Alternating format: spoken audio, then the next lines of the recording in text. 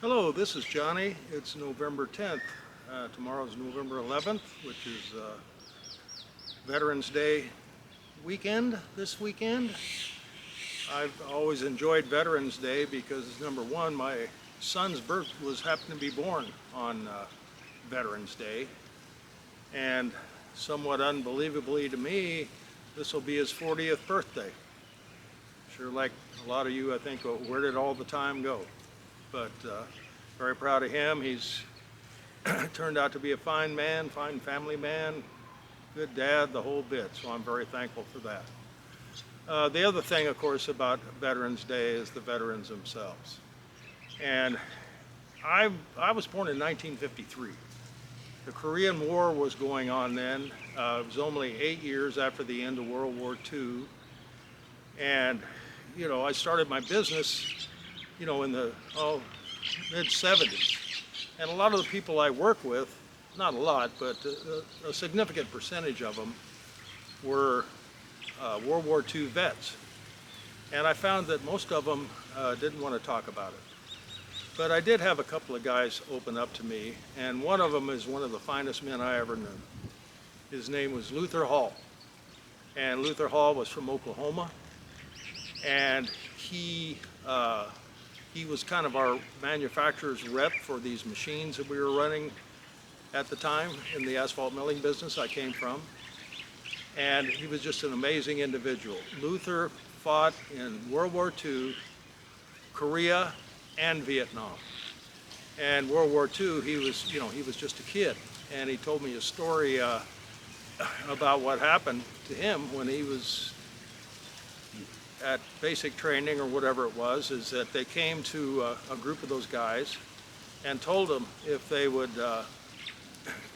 volunteer for a special program, that they give them 6 weeks home leave before they had to ship out. And my buddy Luther, he thought that was okay, so he took the leave. And he never even got to leave the base before they said, well, I'm sorry, that plans have changed. Here's what program you volunteered for, and we're going to start training for it right now. And what he ended up doing, which is amazing to me, is in the South Pacific when we were fighting the Japanese, and they were doing all those beach landings. They shot him out of a torpedo tube at night, right before the troops came ashore, and his job was to blow up some of the shore fortifications and so on, and then hide until the posse got there.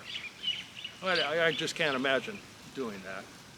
And I know he was at Tarawa, and anyway, he carried World War II with him all his life. And he was just a highly, highly respected man. I've never met anybody quite like him. He wouldn't go to a movie because he said he didn't want to see anything that wasn't real. He wouldn't fly.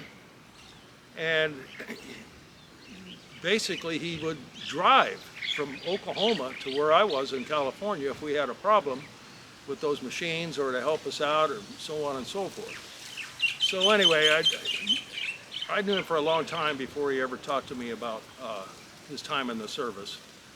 But we were at a convention in Mexico, myself and a bunch of other guys that were in the same business, and Luther was there. And anyway, he didn't know it, but they were going to give him like the honorary lifetime membership or some great award. But prior to that, for 2 or 3 days, we were down this beach there in Mexico.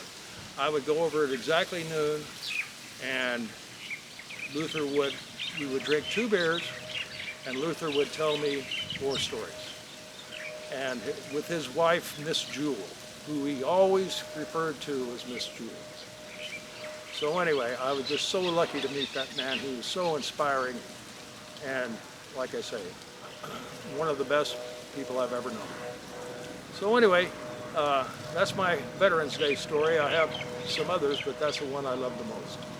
So I hope everybody has a good day, and I'll talk to you later. Have a nice Veterans Day. Aloha.